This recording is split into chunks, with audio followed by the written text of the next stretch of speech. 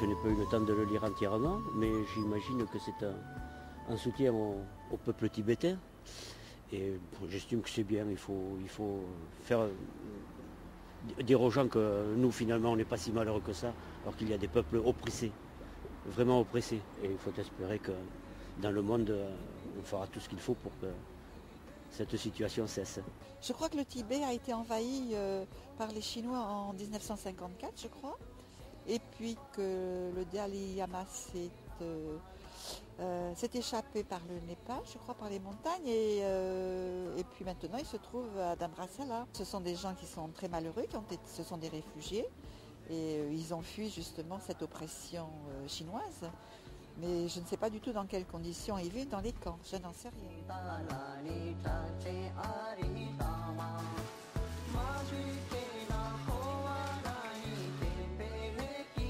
Cette association a un double but. Premièrement, elle aide les réfugiés tibétains qui sont réfugiés depuis 1959 en Inde et au Népal. Deuxièmement, elle fait connaître la culture, l'art tibétain qui sont complètement détruits en Chine, c'est-à-dire au Tibet occupé.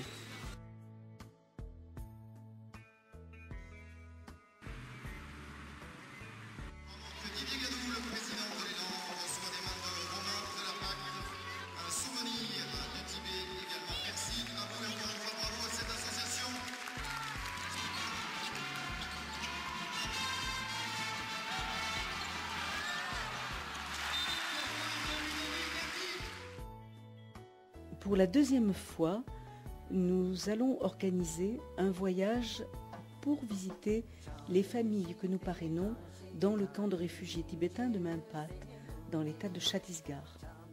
Nous sommes très heureux de pouvoir aller à la rencontre de ces réfugiés tibétains que nous aidons. Nous aidons certaines familles depuis maintenant 23 ans.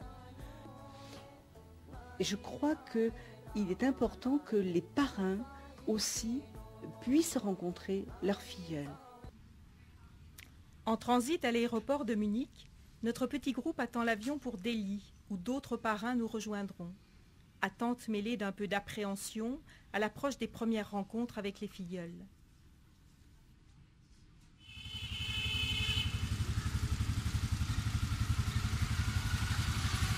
Lors de notre première étape, Marie-Hélène fait enfin la connaissance de Tenzin Kunsang, après 4 ans de parrainage.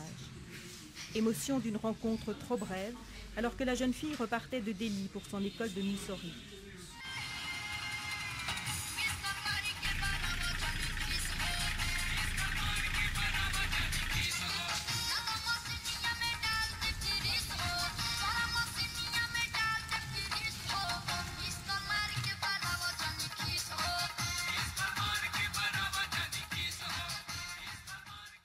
Notre voyage fera d'abord une petite incursion à Orissa pour rencontrer la population indienne dans un lieu sacré de Puri.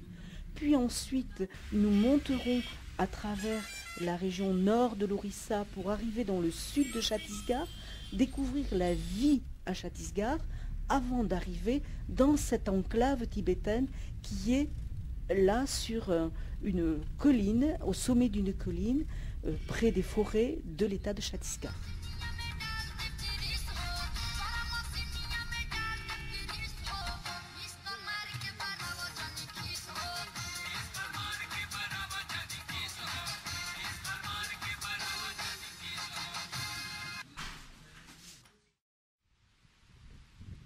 Le territoire de Meinpat, sur ce haut plateau du Décan, est une région très isolée et déshéritée, soumise à de fortes moussons.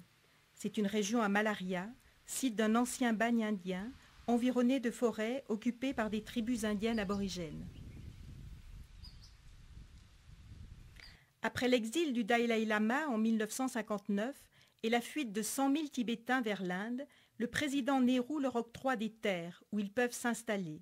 C'est ainsi que naît en 1963 le camp de Meynpat, avec l'arrivée de réfugiés venus de Nangshen dans l'est du Tibet et de la région de Lhasa. Chaque famille reçoit 1,5 hectare de jungle qu'elle doit défricher et cultiver. En 1985, l'association de Denise Phuntsog Drolma découvre Meynpat. 7 camps ou petits villages bâtis au fil du temps sur de petites collines culminant à 1200 mètres d'altitude. Dispersés sur un territoire de 25 km de rayon, ils sont reliés par une route non goudronnée, défoncée et boueuse. Aujourd'hui, le soutien au projet et les parrainages ont permis d'accomplir un travail énorme, en partenariat avec d'autres organismes. Notre voyage nous emmène à la rencontre de cette 3e génération de Tibétains et à la découverte des progrès réalisés sur ces projets. Et comme nous serons à Meynpat au moment du Losar, le Nouvel An tibétain, qui est la fête la plus extraordinaire qui puisse exister pour les Tibétains, ce sera aussi un moment de partage avec eux.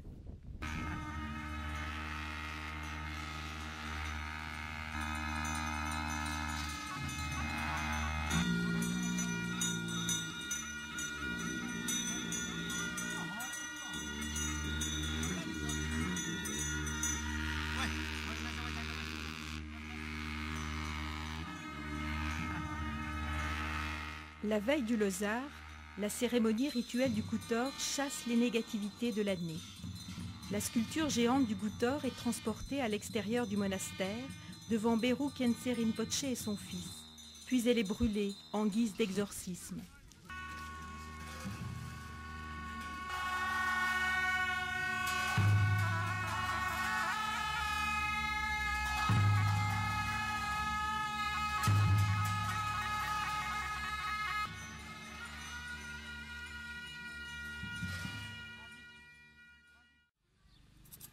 À l'aube, les cérémonies du Losar ouvriront une année nouvelle sans obstacle, avec le changement des drapeaux de prière et 15 jours de célébration rituelle dans les monastères, mais aussi dans les halls communautaires ou les maisons.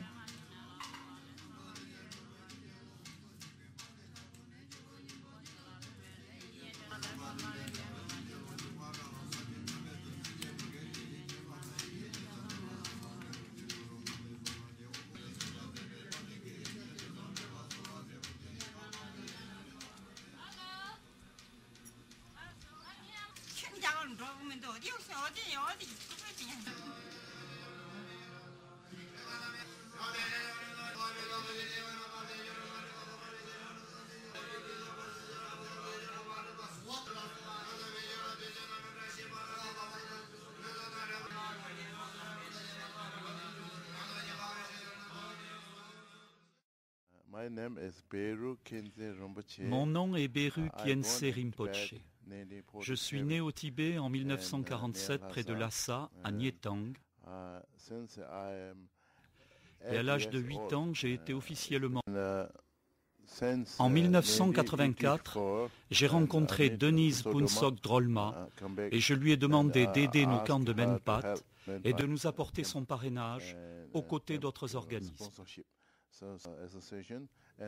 Son association continue aujourd'hui de soutenir jeunes et vieux, aide les étudiants dans leurs frais de scolarité, finance les soins médicaux urgents et nous apporte toute son assistance avec une grande générosité.